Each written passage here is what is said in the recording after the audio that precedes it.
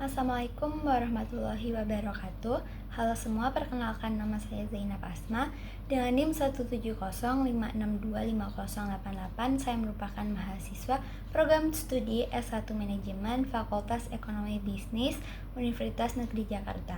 Dalam presentasi ini, saya akan mempresentasikan naskah kontrak kerjasama usaha patungan atau joint venture yang saya susun untuk memenuhi tugas UAS mata kuliah Hukum Bisnis, dan kontrak ini dibuat antara PT Nusantara Digital Inovasi sebagai pihak pertama dan PT Maju Bersama Teknologi sebagai pihak kedua.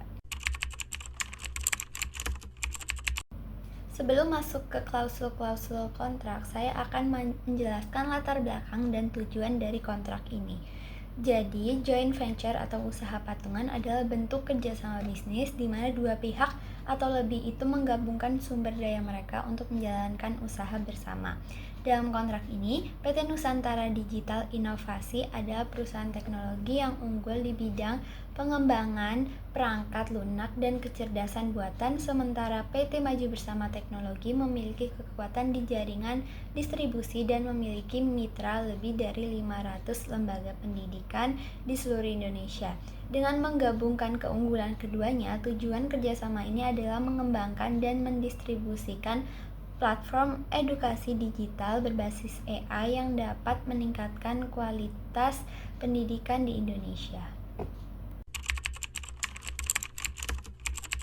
Untuk dasar hukumnya sendiri, kontrak ini berdasarkan beberapa ketentuan hukum yang berlaku di Indonesia, yaitu yang pertama ada 1313 KHUP Perdata yang mendefinisikan perjanjian sebagai perbuatan di mana satu orang atau lebih mengikatkan dirinya terhadap orang lain. Kedua, ada pasal 1320 KHU Perdata yang mengatur 4 syarat sah perjanjian, yaitu kesepakatan, kecakapan, hal tertentu, dan sebab yang halal. Kontrak ini telah memenuhi keempat syarat tersebut.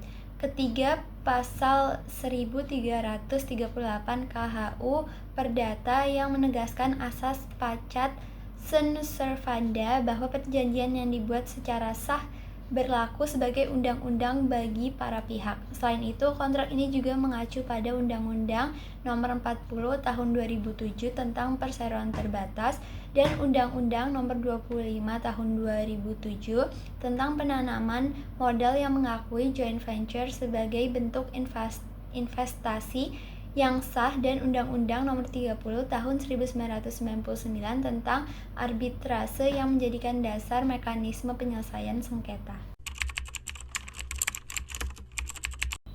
Sekarang saya akan menjelaskan klausul-klausul utama dalam kontrak ini. Pertama, pasal 3 tentang objek perjanjian, yaitu pengembangan dan distribusi platform edukasi digital berbasis AI yang mencakup learning management, modul pembelajaran adaptif, fitur learning analistik, dan aplikasi mobile. Kedua, pasal 6 tentang kontribusi dan kepemilikan. Pihak pertama berkontribusi total 7,5 miliar atau setara 55% kepemilikan, sedangkan pihak kedua berkontribusi 6,1 miliar atau setara 45%. Ketiga, pasal 4 mengatur hak dan kewajiban masing-masing pihak secara rinci. Pihak pertama bertanggung jawab penuh atas pengembangan teknis, sementara pihak kedua bertanggung jawab atas distribusi dan pemasaran. Untuk yang keempat, pasal 7 mengatur bahwa pembagian keuntungan dilakukan setiap 6 bulan sekali berdasarkan laporan keuangan yang telah diaudit. Untuk yang kelima, yaitu pasal 8, adalah penetapan jangka waktu perjanjian selama 5 tahun dari Juni 2026 hingga Juni 2031, dan untuk keenam, pasal 5 itu tuh membentuk komite bersama yang terdiri dari 4 orang untuk mengambil keputusan strategis secara musyawarah mufakat.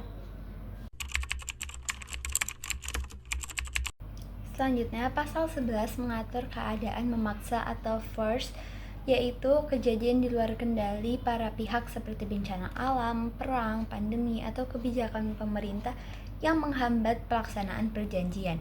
Jika terjadi hal ini, Pihak yang terdampak wajib memberikan pemberitahuan tertulis dalam 7 hari kerja. Kewajiban yang terdampak ditangguhkan selama force majeure berlangsung. Jika lebih dari 90 hari, para pihak dapat berunding untuk mengakhiri perjanjian tanpa saksi. Dari dasar hukumnya adalah pasal 1244 dan 1245 KAU Perdata.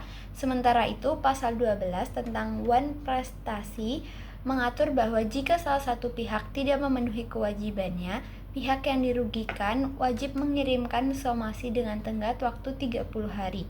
Jika tidak dipenuhi, sanksinya adalah berupa denda 0,2% per hari plus tuntutan ganti rugi yang mencakup kerugian nyata dan keuntungan yang seharusnya diperoleh. Hal ini sesuai dengan pasal 1243 KHU Perdata. Pasal 13 mengatur mekanisme penyelesaian sengketa secara bertahap. Tahap pertama adalah musyawarah mufakat dalam 30 hari. Jika gagal dilanjutkan ke tahap kedua yaitu mediasi oleh mediator independen dalam 30 hari. Jika masih belum selesai, sengketa dibawa ke Arbitrase BANI, Badan Arbitrase Nasional Indonesia yang putusannya bersifat final dan mengikat berdasarkan Undang-Undang Nomor 30 Tahun 1999. Adapun potensi sengketa yang mungkin timbul antara lain perbedaan penilaian aset non-tunai, perselisihan distribusi, keuntungan, dan kebuntuan pengambilan keputusan dalam komite bersama. Mekanisme bertahap ini dirancang untuk meminimalkan biaya dan waktu yang diperlukan dalam penyelesaian konflik.